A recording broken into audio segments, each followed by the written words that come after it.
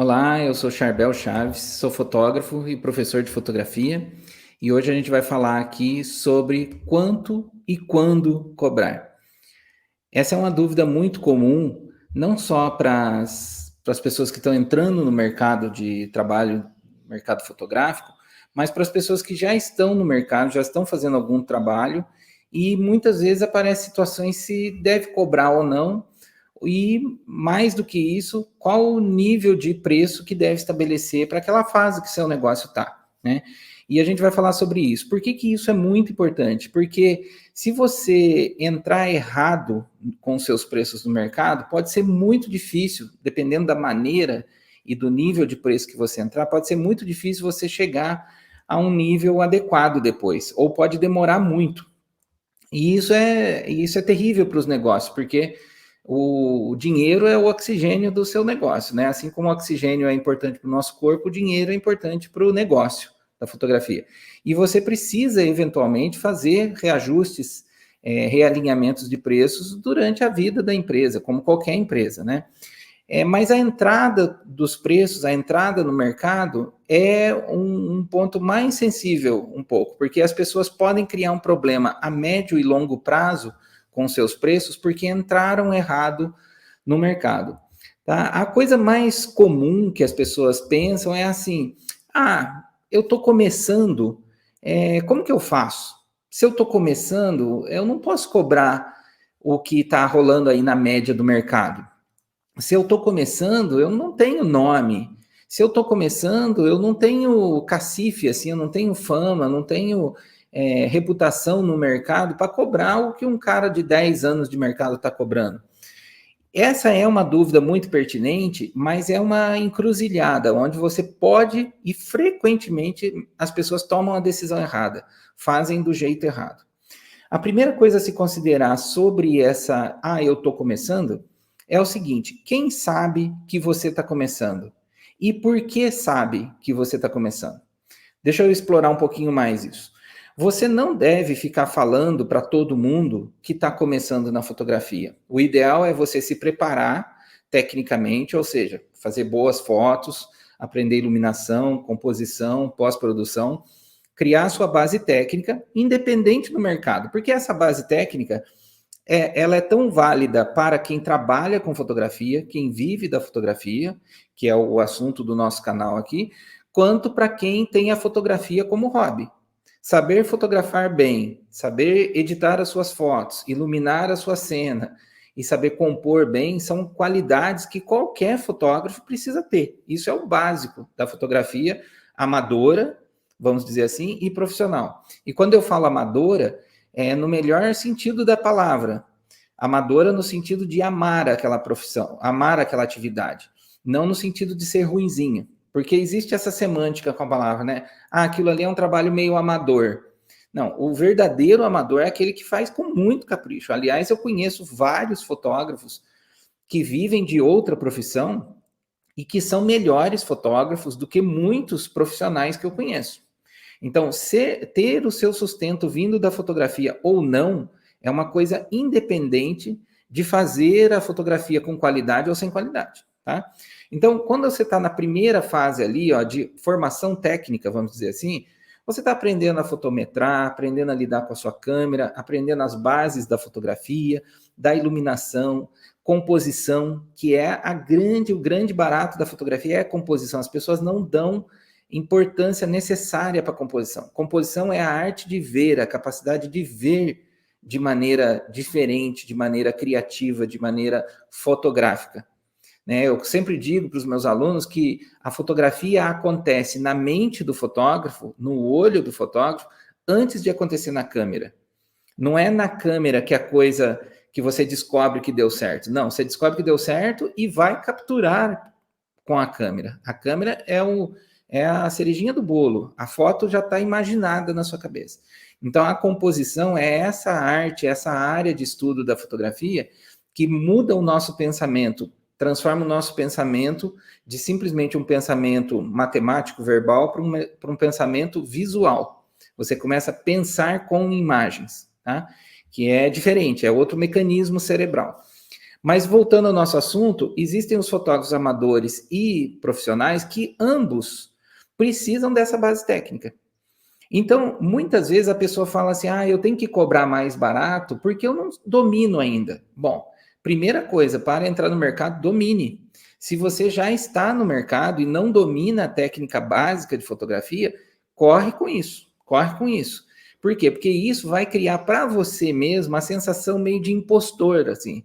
E isso atrapalha demais a nossa mentalidade empreendedora. Você não pode ter dúvidas técnicas básicas. O que é dúvidas técnicas básicas? Fotometria, usar ISO, abertura, tempo, os modos da sua câmera, nitidez, contraste, composição, pontos de vista, posicionamento seu em relação ao assunto, pensamento em camadas. Sobre iluminação, como usar luz natural, luz contínua, artificial e flash. Flash é básico. Flash não é uma coisa assim para algumas áreas da fotografia. Todo fotógrafo tem que saber usar flash. É parte do básico da fotografia. E pós-produção, né? Usar Lightroom, eventualmente Photoshop, dependendo do tipo de imagem que você está se propondo a fazer. Mas essas duas ferramentas são as mais básicas do mercado. Então, o que acontece? Se você tem dúvidas, se você tem lacunas nesta área técnica, preencha essas lacunas o mais rápido possível, não só para o bem da qualidade visual da sua fotografia, mas para o bem do seu negócio, da sua carreira. Por quê?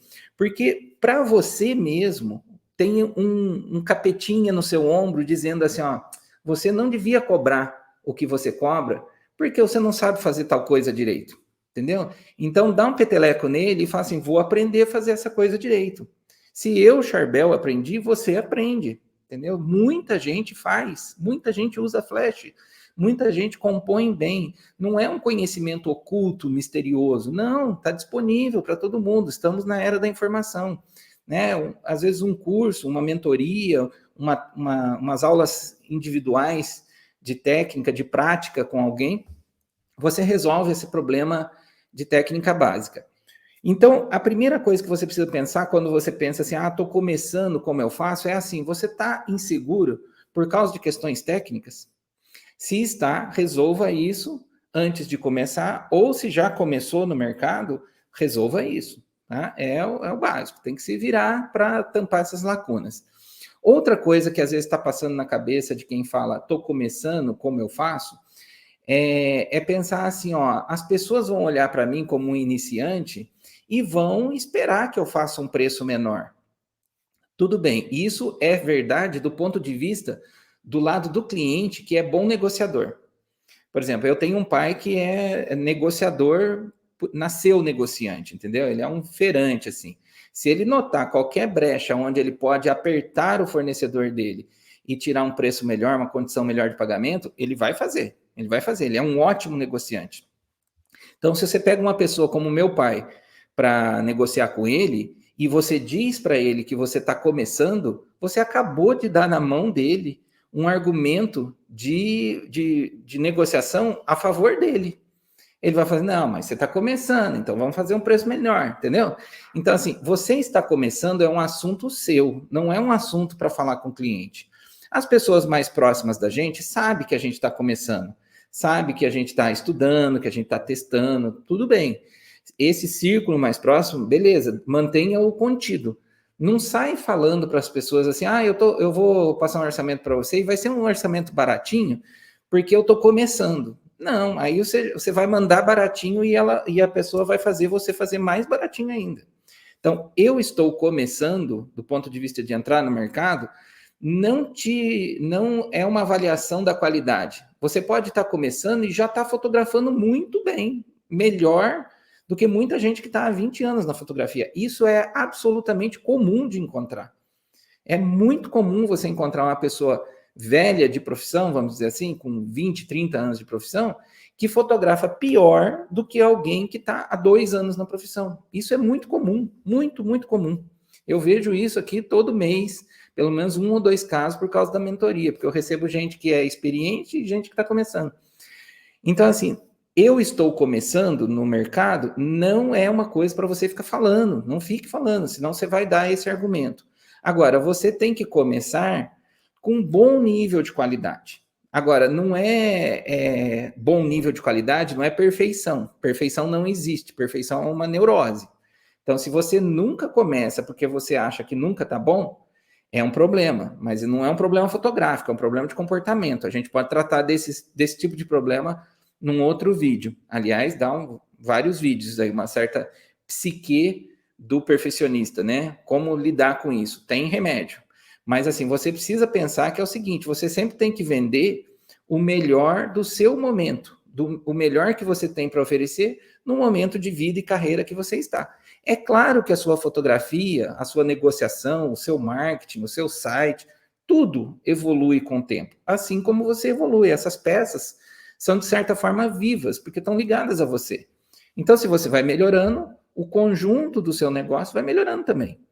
Então, você precisa estar no mercado minimamente capacitado, minimamente seguro. Segurança é uma coisa muito pessoal e subjetiva, mas minimamente seguro, para pôr um preço adequado. Que preço adequado é esse? Bom, se você não viu ainda, a gente tem um outro vídeo aqui no canal sobre precificação de serviços. Então, veja, vou deixar aqui nos comentários para você acessar esse. Precificar tem uma base que você vai usar, que é sugerida nesse vídeo, é uma base, é um dos métodos, mas é uma base, é a base que eu uso comigo, com os meus alunos, e você pode precificar acima disso, aumentando as margens, conforme você vai ficando mais conhecido, conforme você vai ficando mais respeitado no mercado, pode sempre ir para cima. Mas essa base é explicada nesse vídeo para você não cometer o erro de formar um preço baixo demais ou um preço inconsistente para o seu negócio, tá? Outra questão que a gente tem, que é um medo comum, é aquela frase assim, ó, na minha região ninguém paga isso, ninguém paga esse valor. Tudo bem, todo serviço e todo produto tem uma certa influência regional, isso é do mercado, existe mesmo isso. Mas toda região, raramente uma região não tem gente rica e gente pobre. Gente de consumo mais abastado e gente de consumo mais contido. Sempre tem, você sempre tem. O que pode estar acontecendo é que você não acessou esse mercado que paga mais. Agora, às vezes, você consegue receber uma boa remuneração de uma classe social não tão abastada. Quando que isso acontece? Quando o que você oferece tem valor para essa classe social não tão abastada. Não estou falando aqui de gente que está passando necessidade, é claro. Fotografia não é um bem de necessidade básica, né? As pessoas precisam comer, se vestir, água, luz, telefone. Não é isso. Mas assim, tem gente que mesmo tendo dinheiro não dá valor em fotografia. Não é uma coisa que interessa. E não tem problema, é do jogo. Eu também tenho um monte de coisas na minha vida que eu não contrataria determinados serviços. Não porque eu não possa pagar. Talvez eu até possa pagar aquele serviço, mas, cara, não é um serviço que eu pagaria. Não vou citar nenhum aqui para não desmerecer o serviço de ninguém, porque parece que a gente está desmerecendo. Mas não é. É uma coisa assim, para minha personalidade, para minha vida, determinado serviço não tem valor. Não é que ele é caro, é que ele não tem valor, ele não significa muito para mim. Então eu não sou um consumidor, mesmo se eu tiver o dinheiro para comprar aquele serviço. Tá? Por exemplo, vou dar um exemplo aqui, ó. 3 coisas que são serviços, né, que são experiências, que eu gastaria bastante dinheiro para realizar a experiência, para viver a experiência. Boa gastronomia, viagens e espetáculos culturais. São 3 áreas que, tendo dinheiro para comprar, mesmo que todo mundo ache meio caro determinado serviço nessas 3 áreas, para mim tem valor. Se eu tiver um dinheiro e uma determinada viagem que todo mundo acha meio caro, e até que seja assim, num nível um pouco fora das minhas posses, eu guardo dinheiro para fazer aquilo. Por quê? Porque para mim tem valor, então eu me esforço mais, tá? Então, às vezes, a pessoa não paga, não é porque ela não gosta de você ou não gosta do seu serviço, é porque fotografia não significa muito para ela. Não tem problema, é do jogo, é da vida, as pessoas são assim. O que a gente precisa fazer? A gente precisa encontrar na nossa região, se o seu serviço é mais regionalizado, né? Na nossa região, quem são as pessoas que mais se importam com fotografia? E você tem que fazer sua publicidade chegar a essas pessoas. Tem que fazer-se conhecido para estas pessoas. Que essas pessoas são potenciais consumidoras daquilo que você ama e elas amam, elas dão valor, elas vão pagar. Esse é um assunto muito interessante, eu não vou entrar aqui, mas a gente pode tratar em outros vídeos, que é a diferença, por exemplo, entre seguidores e clientes nas redes sociais. Ter seguidores não interessa para o negócio.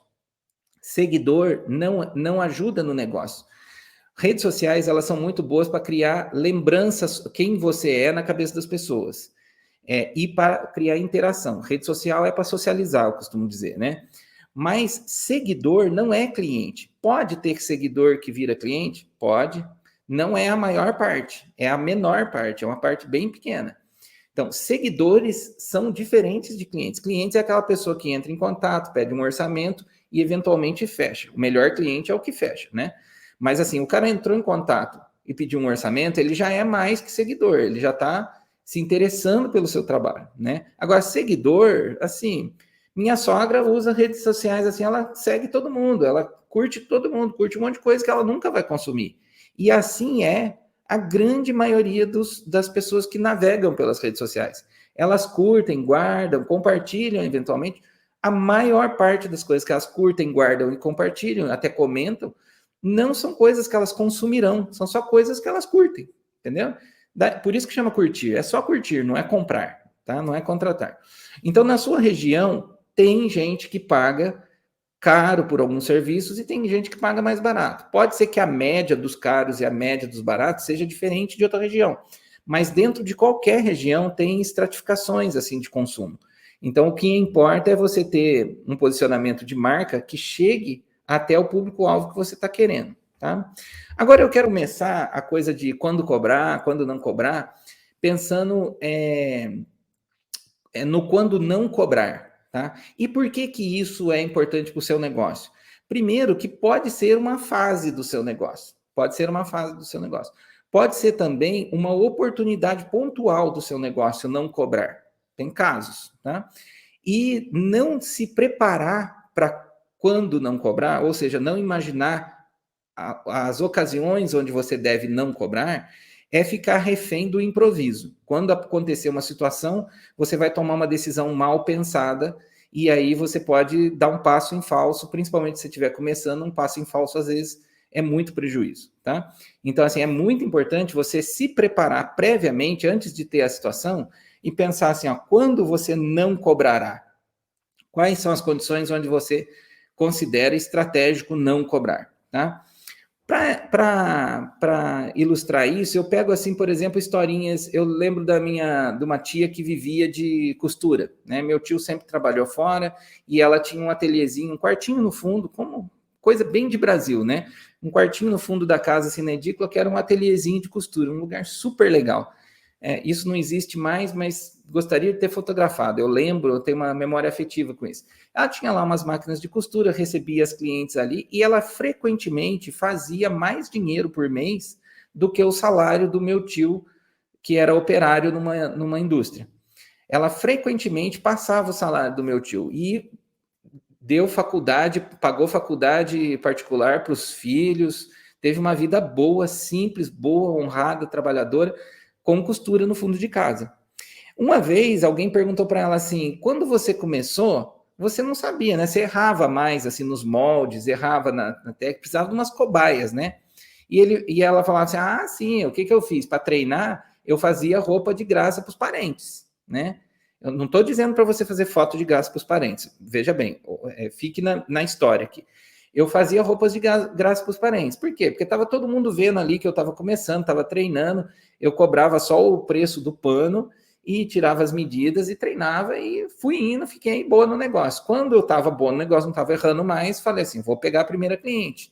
O que ela fez? Ela treinou tecnicamente, ela percebeu erros num certo laboratório, né? Os americanos chamam isso de sandbox, né? Um lugar ali, uma caixa de areia, um lugar onde você pode fazer alguma cagada e dá para corrigir sem muito alarde no mercado, né? Então você faz uma coisa mais contida, com menos risco, se der alguma coisa errada ali, e como ela não cobrava, tirava um pouco o peso da responsabilidade, né? Imagina você fazer um casamento fotográfico, cara, dá para arriscar. Já vou contar sobre como que eu fiz meu primeiro casamento. Mas ela fazia assim só a preço de custo. E essa é a história de boleiras, de manicures, de cabeleireiro. Já pensou começar a aprender a cortar cabelo? E você cortar errado o cabelo de uma mulher, por exemplo? Então é melhor você treinar com pequenos cortes, em pessoas que topem ser cobaias, né? E você não cobra, você troca ali em troca de treino, né? Então, quando não cobrar, o primeiro caso que eu acho que é não cobrar é fazer as primeiras fotos onde você precisa de alguém ou de algum evento. Por exemplo, você quer entrar na área de fotografia de aniversários, combina com um irmão, com um primo, com coisa assim, ó, seu menino vai fazer aniversário, posso fazer umas fotos lá só durante algum tempo, não vou ficar de fotógrafo, vou ficar lá meia hora só para treinar um pouquinho, ou só na hora do parabéns. Né? A pessoa é próxima de você, ela está vendo que você está treinando. Tá? É lógico que vai dar medo fazer o primeiro aniversário cobrando. Então faça esse, que é para a família, que depois você distribui as fotos, não tem problema nenhum cobrar. Uma outra coisa que é importante pensar sobre não cobrar, que se você quiser não cobrar, ninguém pode te impedir disso. Geralmente, fotógrafos mais iniciantes, assim, mais experientes e inseguros de mercado, geralmente ficam muito críticos com quem está começando e não cobrando, né?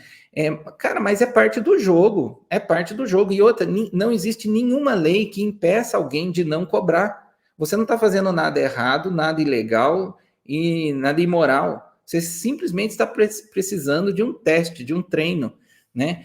E eu já vou chegar no casamento, porque você deve estar pensando aí, como que eu vou treinar num casamento, né?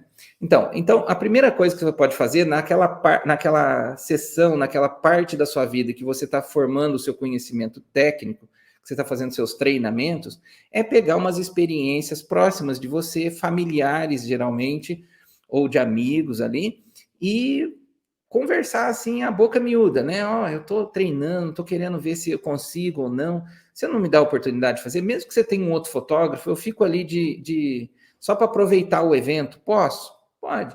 Se não for alguma coisa de evento, for alguma coisa de produto, por exemplo, mais fácil, porque você pode treinar com qualquer produto da sua casa. Não fazer um portfólio necessariamente, mas fazer treinos, testes de iluminação, testes de pós-produção com objetos da sua casa. Se for retratos, por exemplo, um ensaiozinho, cara, todo mundo tem alguma sobrinha, alguma prima, algum primo que quer fazer umas fotos para redes sociais. Chama a boca miúda ali, ó, fala assim, ó, posso treinar com você? Aí eu te dou as fotos. Problema nenhum, problema nenhum. Se alguém ficar martelando na sua cabeça que você está fazendo errado de não cobrar, ignora. Trabalhe no seu desenvolvimento, tá? Agora, não precisa não cobrar, tá? Uma coisa assim, pode não cobrar? Pode, não tem problema, da sua conta. Agora, se você sair não cobrando de um monte de gente, depois você vai se lascar, porque vai dar muito trabalho para você começar a cobrar, tá? Mas não precisa não cobrar. Eu vou contar como que eu fiz meu primeiro casamento, o primeiro e o segundo. Na verdade, o primeiro eu fiz assim, ó. Eu tenho um amigo que a irmã dele ia casar e eu estava assim pensando como que eu faço um primeiro portfólio. E eu tinha tentado fotografar com alguns fotógrafos da cidade e ninguém queria me dar chance porque eu realmente era muito iniciante, não era aluno deles. E eu entendo, né? Eu geralmente levo alunos meus para eventos, para conhecer os alunos que estão na mentoria, que estão mais próximos. Um cara que acabou de me conhecer assim não vai comigo num evento. Eu entendo. Mas eu fiquei sabendo desse amigo, a irmã dele estava se preparando para casar, estava com data marcada, e eu tive a cara de pau de perguntar para ele assim, cara, será que sua irmã não deixava eu ir no casamento dela? De penetra, assim, na cerimônia e primeira meia hora da festa.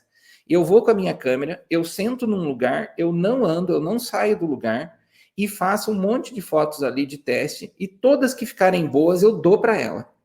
Tá? Aí esse casamento foi num condomínio chique aqui da minha região, numa capelinha muito legal. O que eu fiz? Ele topou, ele conversou com ela, ele topou, eles tinham equipe, eles tinham outra equipe. E eu já vi isso acontecer várias vezes em casamentos onde eu tô com a minha equipe. Né? Então eu vejo que não é a história só minha. Aí eu fui, cheguei mais cedo, sentei na primeira fila, na primeira cadeira do corredor. Não estava reservado para ninguém, eu sentei ali. Fui bem vestidinho, minha câmera, uma D90 da Nikon com uma lente 50mm 1.8, só. Não levei flash, nada.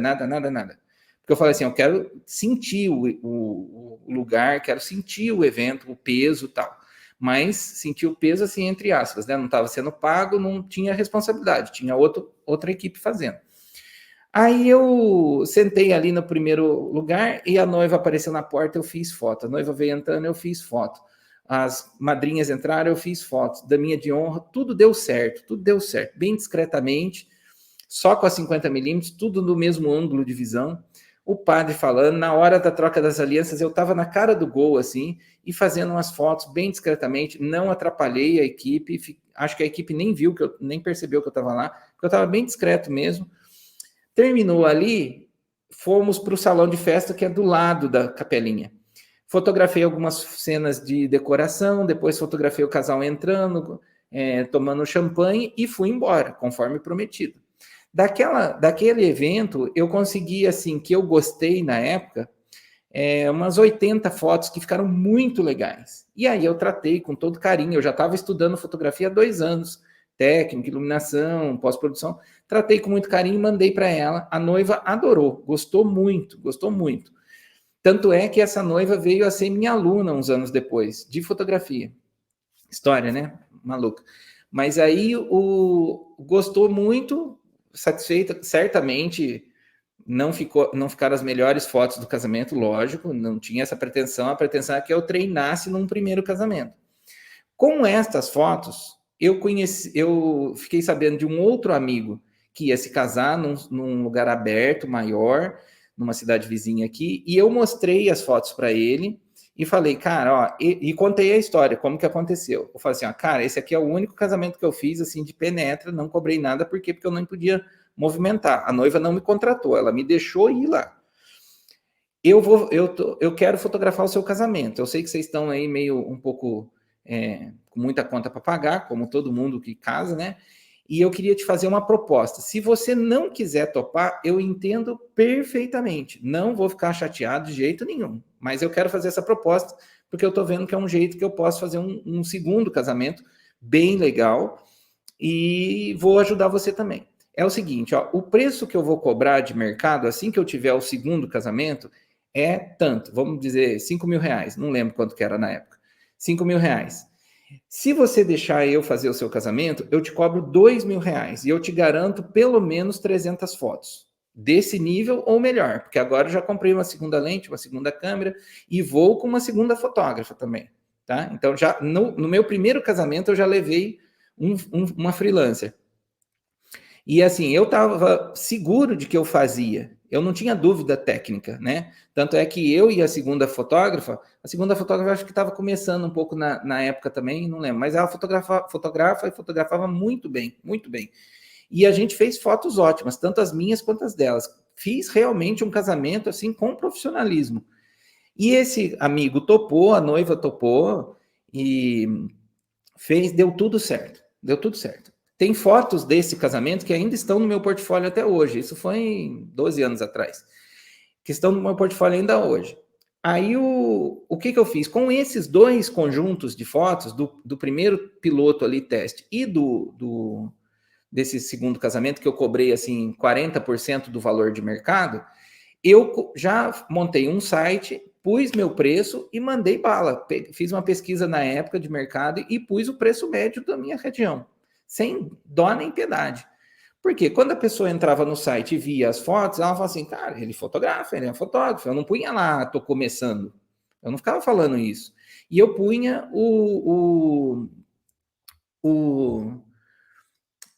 e eu punha assim as fotos mais atraentes e punha o preço de mercado. Ninguém estranhava, ninguém. Se eu pusesse um preço muito baixo, aí que você levanta a lebre, aí que você levanta a desconfiança.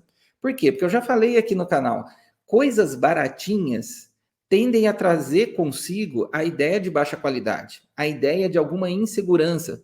Porque se for uma coisa muito top, muito segura, muito eficiente, não vai custar barato. Não existe isso, né? Então, assim, a coisa baratinha, ela já traz consigo o estigma de uma coisa ruinzinha, né? Coisas caras tendem a já trazer ou fama, ou marca, preço de marca, ou qualidade, ou publicidade forte, ou exclusividade, algumas características que são distintivas.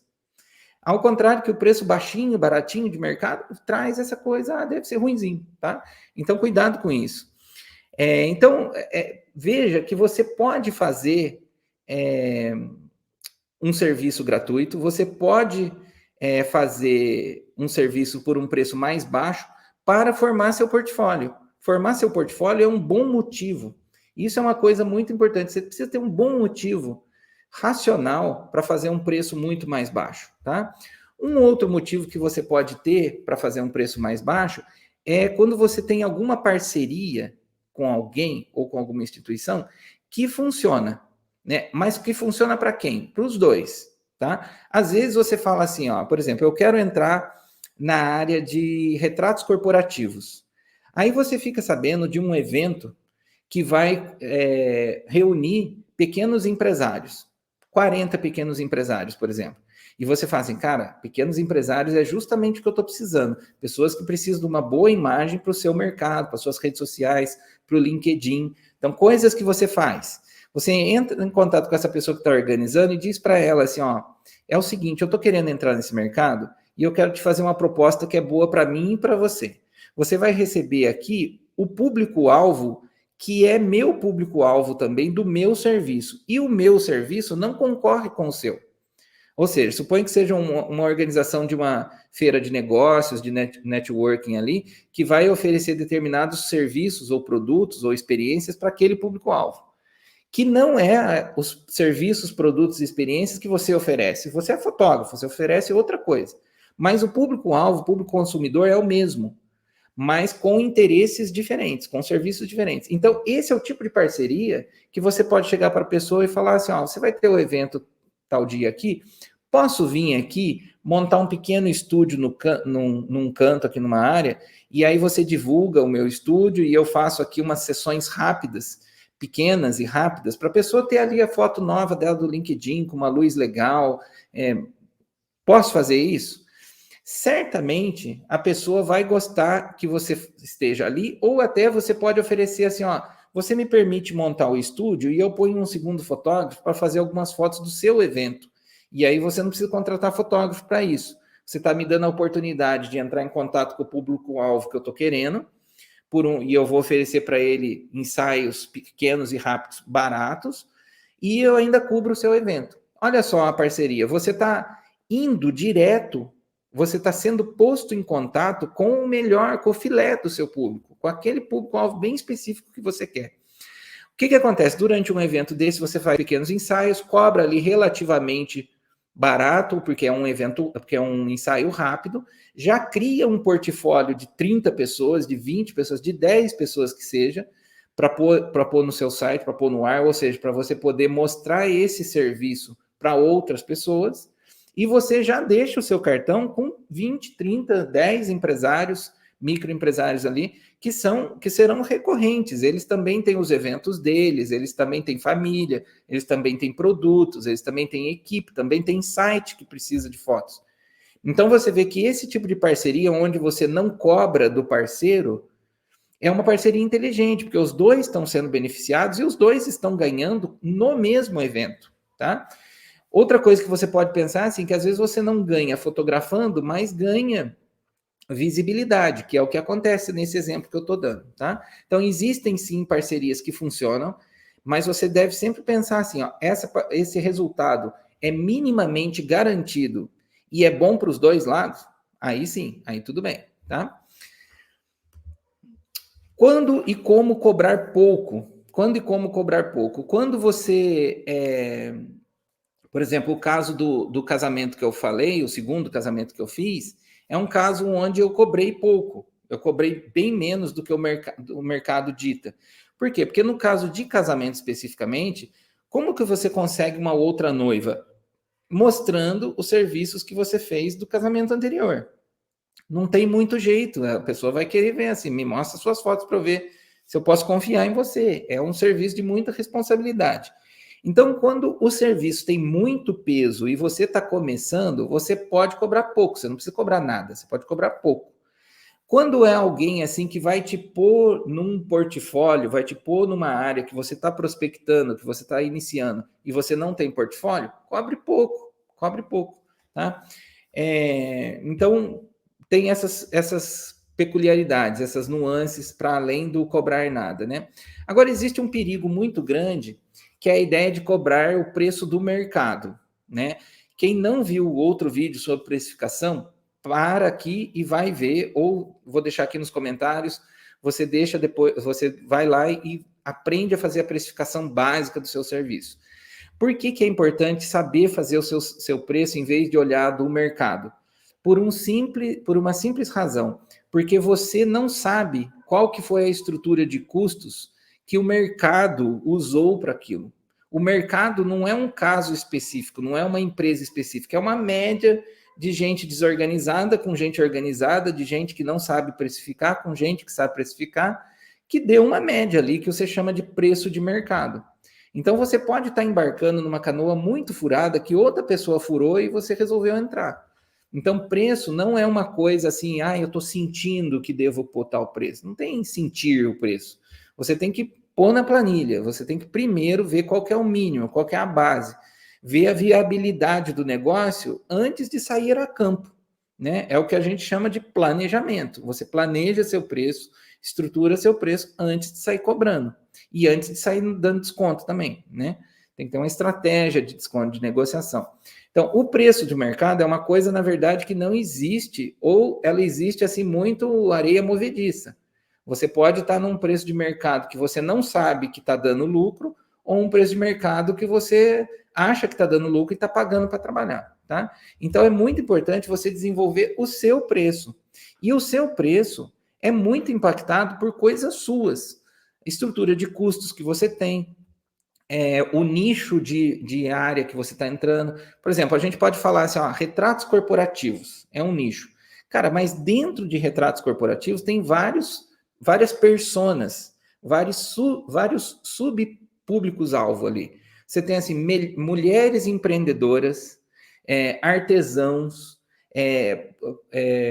empreendedores iniciantes ou empreendedores de pequenas empresas que têm aí até 40, 50 funcionários. Pode ser empreendedores de um determinado ramo. Às vezes a sua cidade tem, por exemplo, muita gente da área de móveis, que é uma cidade que tem essa vocação.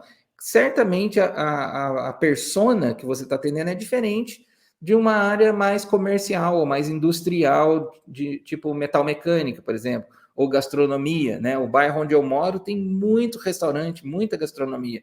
Então é um público diferente. E é retrato corporativo para todo mundo, né? Mas ainda assim tem peculiaridades. Tem, por exemplo, você vai atender mais as pessoas fazendo retratos ambientados na empresa dele ou vai fazer no seu estúdio?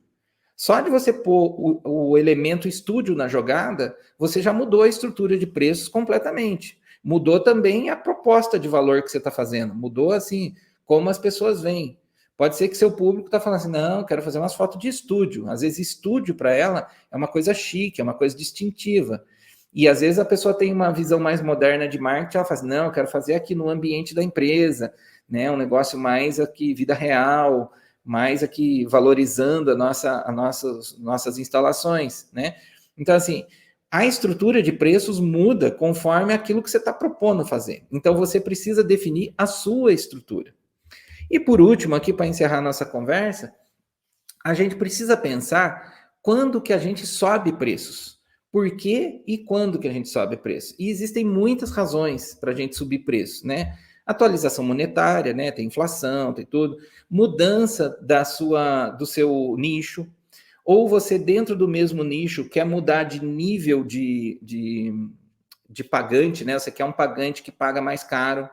Eu tenho um amigo, vou contar essa historinha aqui que é muito boa. Eu gosto muito dessa estratégia de um amigo de gastronomia. Ele tem um restaurante no bairro onde eu moro. E uma vez eu sentando para conversar, tomar um café com ele, e como ele era um comerciante experiente, eu sempre gosto de perguntar as estratégias do cara, né? E eu falo assim, cara, seu restaurante é pequeno, né? Tem poucas mesas, acho que tem 15 ou 20 mesas. E você não pensa em expandir? Tem sempre uma filinha na porta na hora do almoço, né? Ele falou assim, não, eu quero manter assim. O que eu faço é o seguinte, quando eu começo a ver que durante 1 mês, 2 meses, passa o ano, tem sempre uma certa fila, eu penso comigo, é a hora de subir o preço. Por quê? Quando você sobe o preço, você reduz a fila. Menos gente vai falar assim, eu quero entrar aqui. Dependendo da subida que você dá, você meio que tira alguns clientes do seu alvo, né? Mas aí você fala assim, nossa, mas eu vou descartar clientes. Se você está querendo clientes que paguem mais, você não precisa querer esses clientes, mas se você quiser clientes que paguem mais, você vai ter que fazer um posicionamento de marca, inclusive de preço, de gente que atende cliente que paga mais, né? Por outro lado, a fila na porta também é um bom incentivo. Quando você passa num restaurante, você vê que está vazio na hora do almoço, tem 2, 3 gatos pingados lá comendo, o que você pensa? Nossa, deve ser ruinzinho esse lugar, né? Na hora do almoço, está todo mundo lotado e esse cara está vazio, deve ser ruinzinho.